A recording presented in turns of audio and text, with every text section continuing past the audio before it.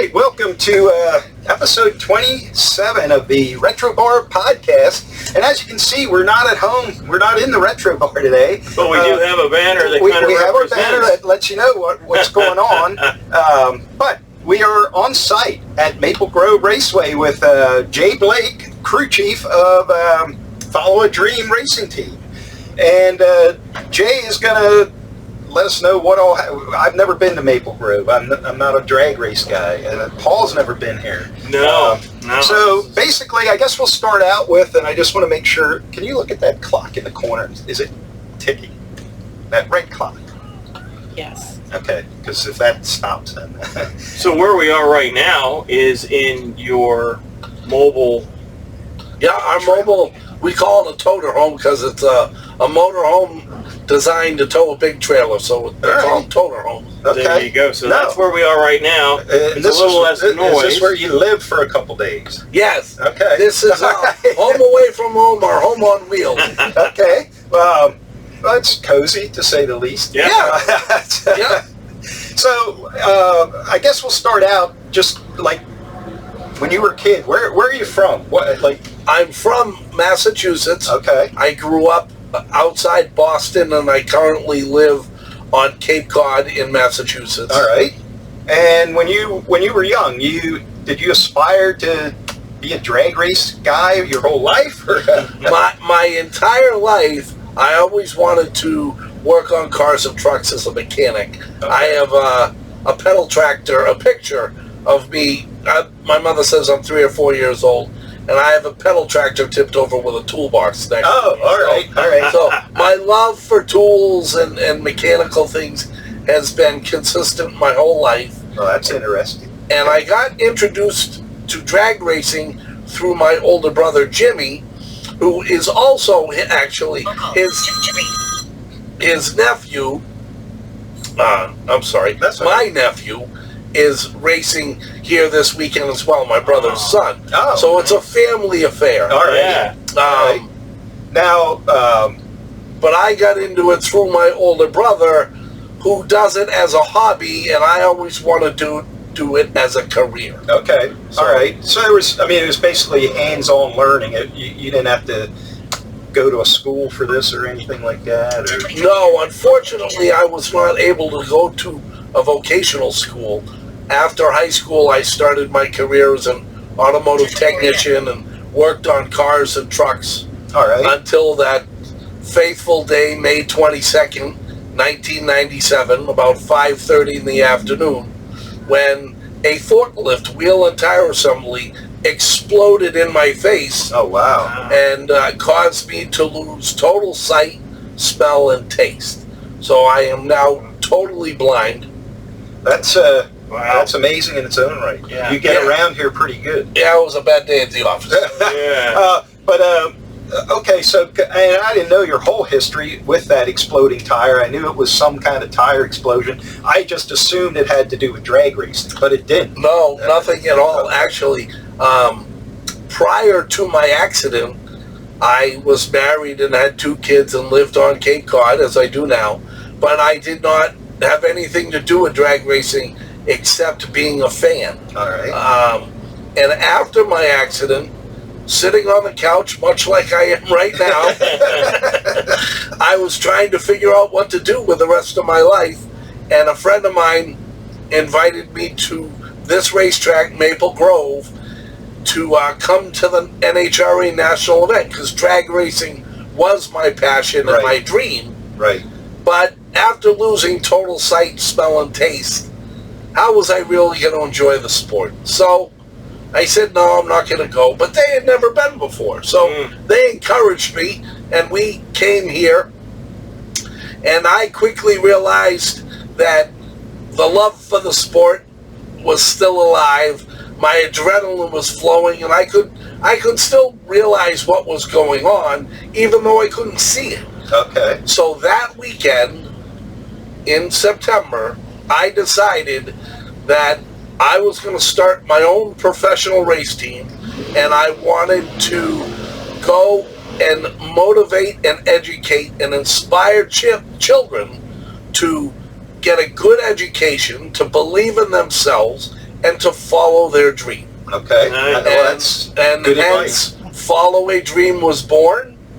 And it started with my brother and I, my brother driving a Super Comp dragster. And then I am in need of corporate sponsorship to maintain the program. Okay. And I couldn't get that with a Super Comp car, so we get TV with the alcohol funny car, which we compete now. Okay. And we have had sponsorship, and COVID all went away, so we're currently looking for new corporate sponsors, but the racing program helps us prove that the message I am talking about to motivate kids is real. Like Right. yesterday, we were over at Reading Muhlenberg I saw a School, video of that, yes. and I spoke to, 200-300 kids and had a great few hours there. So, Yeah, well, that's good. I mean, you're now, I got to ask you, if you would have never had the accident, do you think you'd be sitting here doing this today? Or was it because of the accident that you ended up here today? It's 100% because of the accident Okay. that I ended up here today in the way we are here. Right. The blindness, inspired me, and would I be working on a race team? I don't know, possibly. Okay. But having my own race team and speaking as I do for Right. children and adults all over the country, it would be totally different. Right. Yeah. Well, and, a friend of mine, a guy I went to high school, didn't see him for a number of years, but he experienced a similar accident, although it was hunting. He got shot accidentally in the face with a shotgun, and he lost total vision. Now after things, he recovered as good as you recover, and he actually now works making turkey and wild game calls. I mean, he was a very much into hunting, Yes. and now he can't see, much like you, is able to get around fairly well, as good as I can, and I can see, but he now has a job working in the field that basically he got injured in. You know what I Okay. mean? Making turkey Yes. calls and stuff. So it's very, in a way, sort of similar. I mean, he's obviously not to the degree of national exposure that you are, but he has managed to end up doing what he loves, even though he had an accident. Yeah, like that. it's amazing.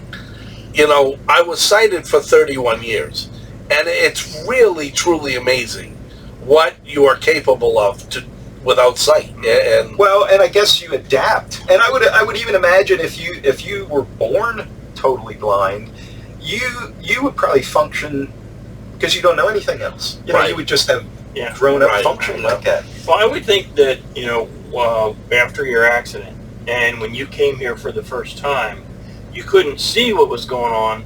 But as I experienced coming in here, you hear it and you feel it in your Right. chest, like the rumbling. And wow, I can Yes. see that moving you. Like, wow, that's some power right there. yes, yeah, it is the ultimate display of power. Yeah. There's a lot of talk of STEM today. Yeah. Mhm. And drag racing is 100% STEM. Right. It's all about science, technology, engineering, and math. Right. And that's I myself what we do. worked, going on 40 years as a machinist. So, Oh, okay. just part-time now, but yeah, I worked jobbing shop, tool and die, no automobile machining, but, Right. but made all sorts of things over the years. But X, Y, and Z. yeah. Well, Wire EDM, mills, lathes, everything. oh, cool. I finally was able to get an old Bridgeport hand cracker and a South Bend lathe, and I've learned to use them without sight. I've never used one sighted. That's that is The feet. well, yeah, because you want to keep your hand away from I your know. You don't want to be feeling, where is that cutter? That's, You only feel it when the when you find it. it's off. You only feel it when you actually find it. Right. Well, and talking about the kids, coming in here, the amount of buses with kids coming in to experience this was very surprising.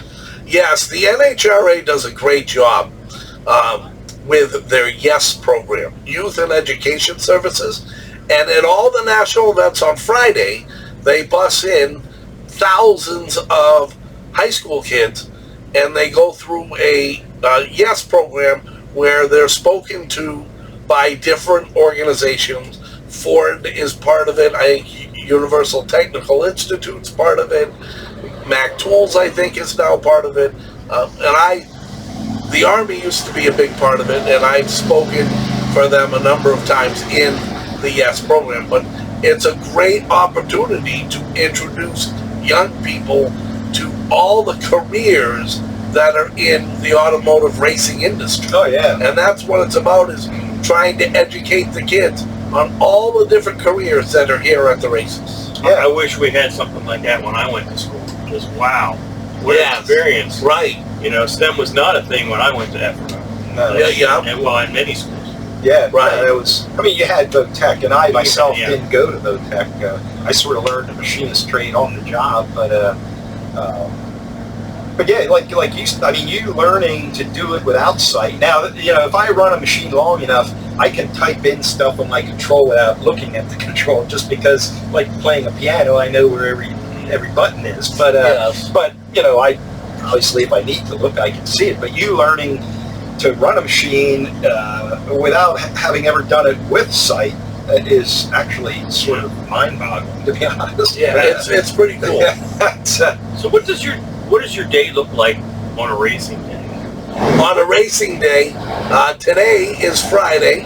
It's qualifying day number 1. I was up at about 6:30, and the first day the crew was all getting here from wherever they come from. Some of them, actually, one guy lives in Pennsylvania, 2 of them are from Cape Cod, one of them's from Connecticut, one's from New Jersey, another one's from Cape Cod. We all converge on Maple Grove. You converge on the racetrack, and then we will get the car out of the trailer, we'll go through it, double check everything, we'll start it up, and after we start it up, we'll check a couple more things, and then we wait to be called up to go for our first qualifying lap. So the guys that are on your crew that converge here, when they're not here, do they have other jobs during the week, or are they employed totally by Follow a Dream, or? They are all volunteers for Follow a Dream. Wow, okay. Well, that I wouldn't have guessed. Yeah, they're all volunteers. Most of them all have jobs during the week, and some of them work for themselves, and some of them are retired. So when the races, when this weekend's done and you pack back up and head back to Massachusetts, and there's not a race coming up for, say, a couple weeks, if that's a thing, I don't know. Oh yeah. You and your car go back there, and then you do what while you're back there? Sit around and wait for the next race. No. A thing about these race cars is they take constant work. So we'll leave here.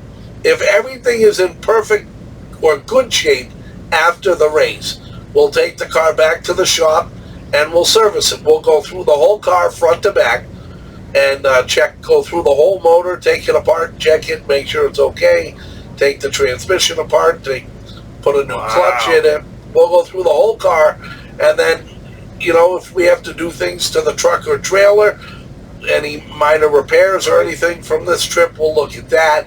And then also the administrative side, and if you can hear that, that's a car warming up. You know, there's some speaking engagements we're scheduling, and we're looking for sponsors all the time. Right. And then all the administrative work we have to do to get ready to go to the next race, which is south of Richmond, Virginia, at the end of the month. Okay. All right. Well, that's so you got stuff to do. Now, back at home base, you do your stuff to your car, and you want to tweak something. Do you have like a track you can go out and test back home? Or no. So our closest racetrack to us is 2.5 hours. Okay, so there's no tweaking your car, taking it out to the track, giving it a shot, bring it back, and tweaking it again when you're at home. There is, if you have a budget for it. Okay. It's just making sure the neighbors are up at 7 o'clock. Yeah. I Time to get up. Yeah, you just let's see if it starts this morning. Right. So, well, that's pretty neat. And I think, I mean, obviously you're in this to win stuff, but you're also, I mean, a lot of the way you talk, a lot of your motivation is not necessarily all about the racing, but about the lecturing and the motivating speaking and all that. And this is sort of the tool you use to do that. It gets you in the door places. Absolutely. Yeah. We are here to win the race. Right. Right. While you're here, that's your mission. Exactly. The team, the car, we are here to win. And the great part is we have the ability and the pieces to win. So, but we are really here to help spread the word and to motivate children and adults on the power of positive thinking, self-determination, and teamwork. Yeah, and, nice. And what's truly amazing is, I've been racing the funny car now almost 20 years.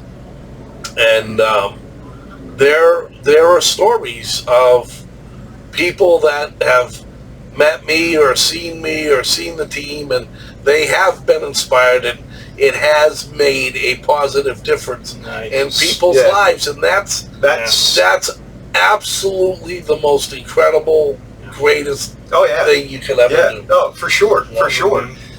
Where do you see things maybe in 5 years? Making this bigger, or going out and talking to more kids, or expanding? We'd love to expand the speaking program. Really, it's all based on funding. Yeah. But really going out and speaking more, and we'd love to race for a national championship. We finished 6th and 7th in the world before, and would like to.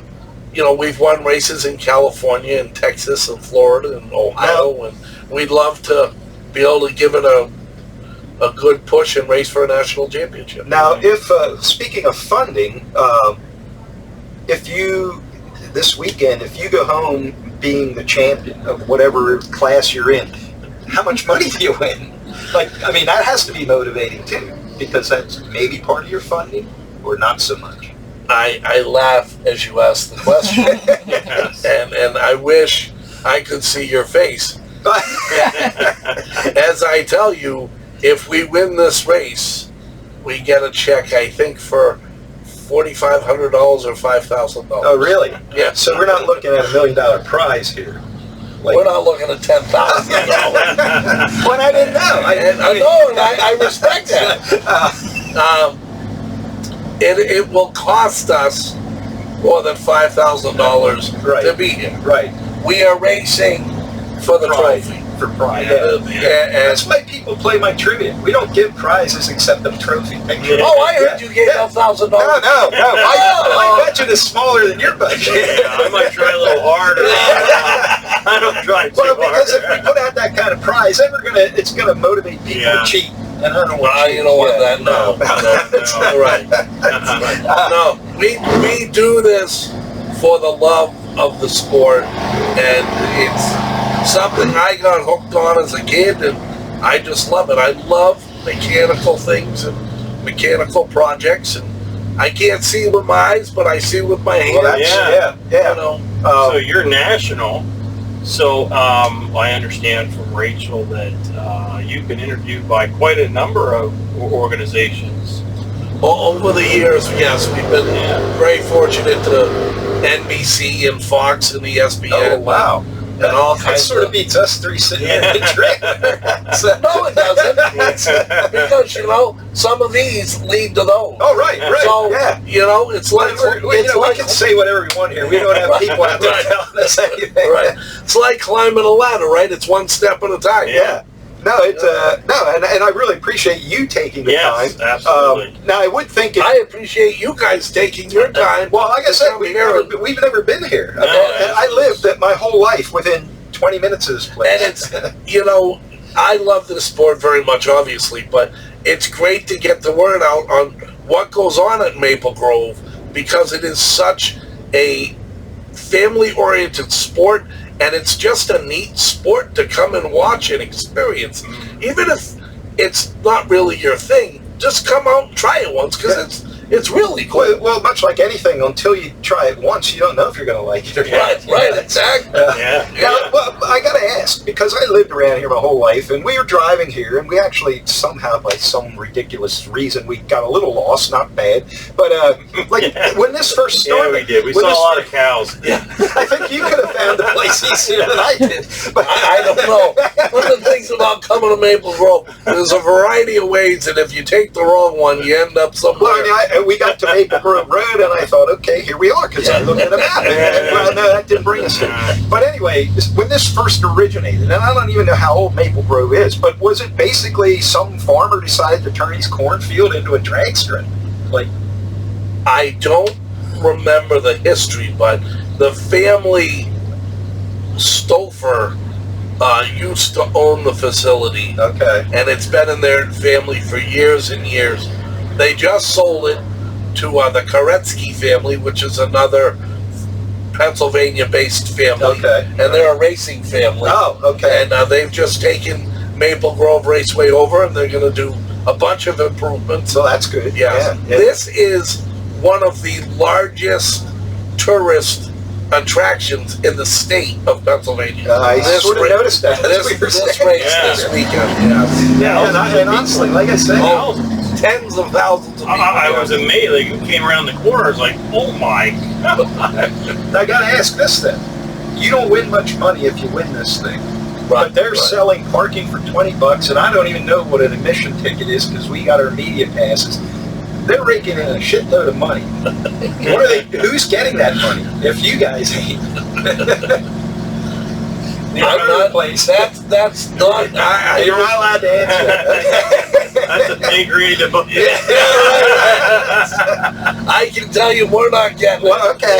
So somebody's making out of this, and good for them. Good for them. I believe the parking money probably goes directly to the racetrack, but I am very confident that the Koretskys are going to put an awful lot of money into this facility. And well, if they're doing that, it's worth it. Right. It's one of the nicest facilities on the East Coast, and we're very, very happy to have them in charge of it and going to grow it and make it better. Well, that's good. That's good. I got to drop a couple names. Like I say, I'm not a car guy, but when I was a kid, I remembered having the plastic models you would glue together. Yeah. And I had a Don Garlitz.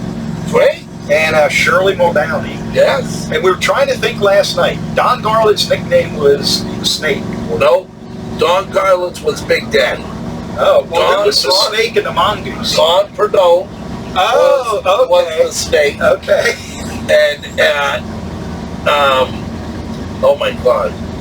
Nobody could remember the Mongoose. But he's passed away, and I'm embarrassed. I can't think of it. I was going to look him up, and I didn't. I'm embarrassed. That's all right. Shirley Muldowney is Cha-Cha Muldowney. Are they these Don Garlits? Are they still living? Were they? Oh, yeah, no. Shirley Muldowney's still alive. Don Garlits is still alive. He is the drag racing museum down in Ocala, Florida. Okay. And it's absolutely amazing. If you're ever interested in the drag racing and you're in Ocala, check out Big Daddy Don Garlitz's drag racing museum. Do they show up at events like this, or they don't bother? Sometimes. Okay. Right. Sometimes, yeah. So you've been in this 20 years, you said? Plus. I started Follow a Dream in 1999, and I started racing with my brother when I was just a little kid. He built his first race car as a senior physics project in high school. So I was a little brother grabbing on his pants, and he dragged me along. It's his fault. It's really his fault we're all here. Oh, well, that's well, I got to, before we're done here, I got to shout out to Rachel and my wife, because if they wouldn't have ran into each other at Cape Cod, we wouldn't be here either. I mean, I was sort of, because she got home and said, hey, they want to be on your podcast. And I said, well, that's nice, but they're in Massachusetts. And we're down here. So exactly how's that going to work? And they, no, they're coming to Maple Grove. I said, okay, well, then we can make that work. That's great, Yeah. Yes. How many drivers have you had in that amount of time?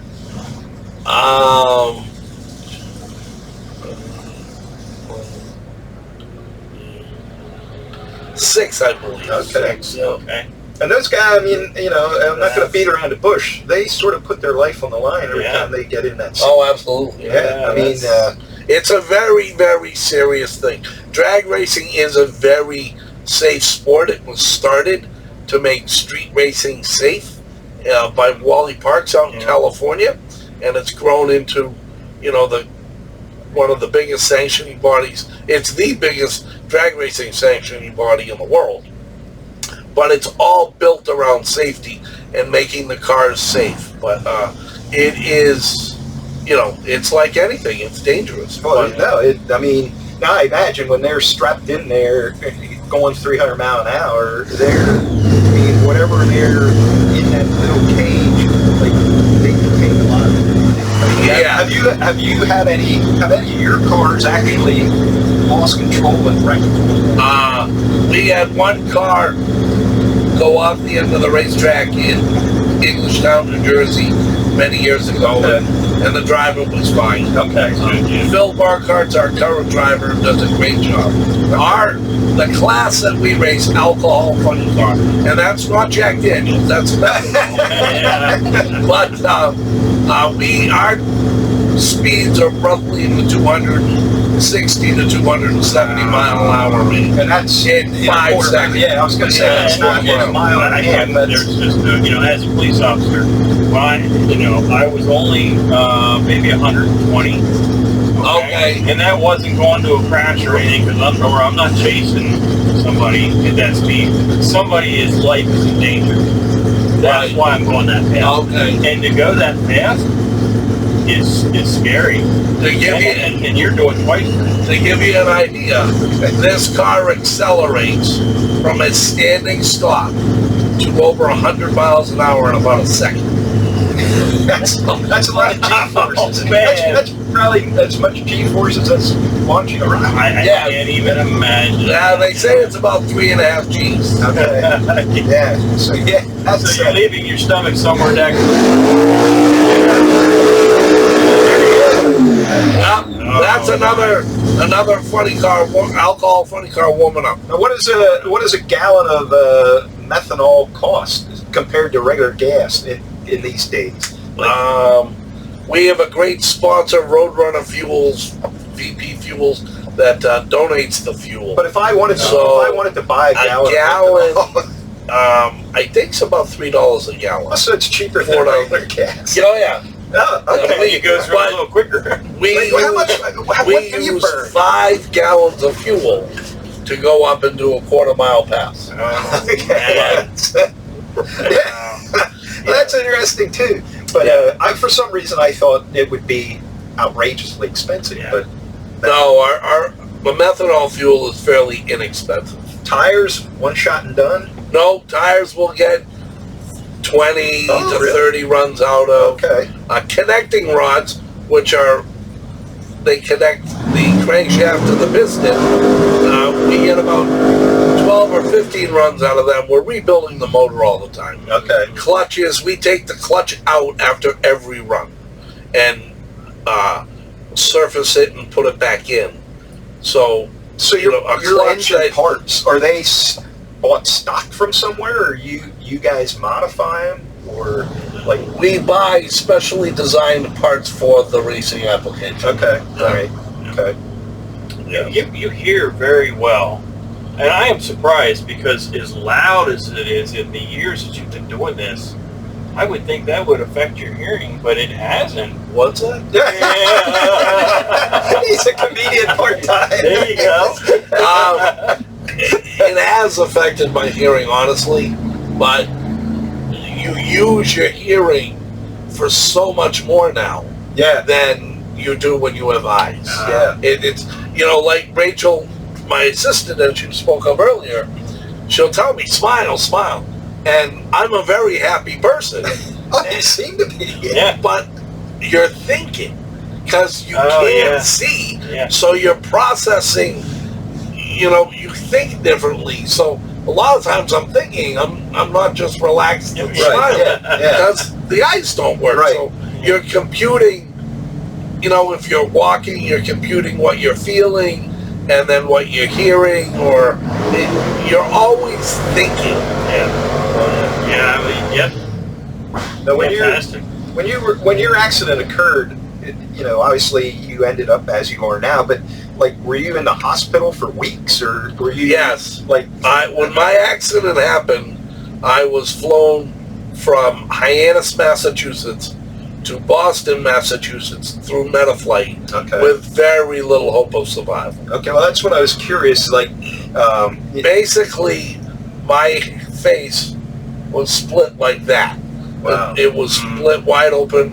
I lost one eye in the accident. One eye was cut in half, and my face was destroyed. And I was in the hospital for 3.5 weeks, and it took them over 10.5 hours to rebuild my face. Okay. All right. So I right. have titanium and all kinds of things in my face, and they rebuilt me. Is the obviously your sight is because your eyes were damaged. Your taste and your smell, was that a brain injury because of the accident? No, and I'm very proud to say that there were no brain injuries. Okay, all right. No more than before. Right. So I can't blame any of this on that. Yeah, okay, all right. But there's a nerve that comes across the left side of your face, I believe. And it runs mostly your smell. Okay. And I've been told 90% of taste is smell. Yeah. So, now 25 years later, I think some nerves have regenerated. Okay. So I can taste certain things. Okay. Like I'll drink a Budweiser. Okay. And enjoy that. Right. But these bitter ales, pale ale, the IPAs. So you can taste that grapefruity stuff. I can't. No, I taste the bitterness. Yeah. Okay. And I can't. Yeah. Like coffee, I've never drank coffee. And after my accident, I tried again. Yeah. And Okay. All right. Yeah. Just not my thing. Yeah. And were you out when this happened? You were knocked out. You were conscious when you got flown? I don't really know. Okay. I think I was conscious for parts of it.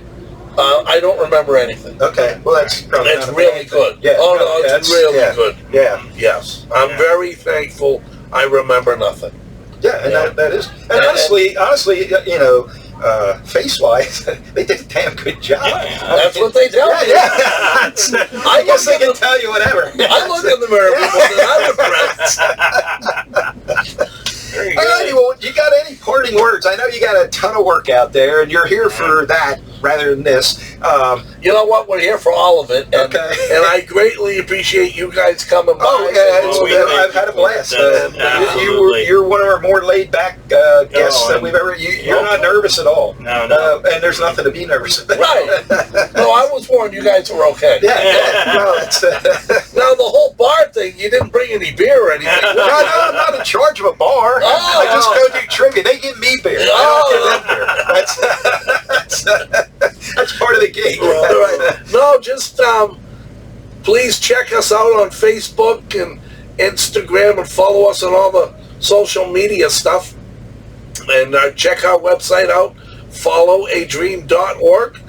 And if you'd like me to come speak, you can get a hold of us through the website or Facebook, or if you have some interest in sponsoring us or working with us on a marketing program, Facebook or our website, and reach out. We'd love to talk to you and spread the word. Okay. Sponsorship to help our kids for the future. Right. Yeah. Right. Not Exactly. yet. That's what the sponsorship is. It's not to put money in your pocket to race. No. Yeah. Honestly, none of the money goes in my pocket. Yeah. It's all to fund the program. Right. And, I was over at Reading Muhlenberg Tech yesterday, and I got done speaking to a couple hundred kids, as I mentioned earlier, and there was this one young lady that walked up and said, can I have a hug? Because we impacted her. Yes. And when you can impact somebody, it's the greatest win, greatest reward. It's what it's all about. Yeah. All righty. Well, again, thanks a lot for taking the time out of your schedule, and we're going to wrap this up here. But again, thanks to Jay, his whole crew, Rachel, my wife, and of course Paul, my co-host. Yep, Paul, if it would have been for Paul on his phone in the back seat, we still might not be here. All righty, you guys. We'll see you later. And again, Jay, it was a great experience coming here. Honestly. Thank you. And remember, do not let your fears stop you. Let your dreams drive you. Nice. There you go. Good. Remember that, Good. whether you're a kid or adult. Absolutely.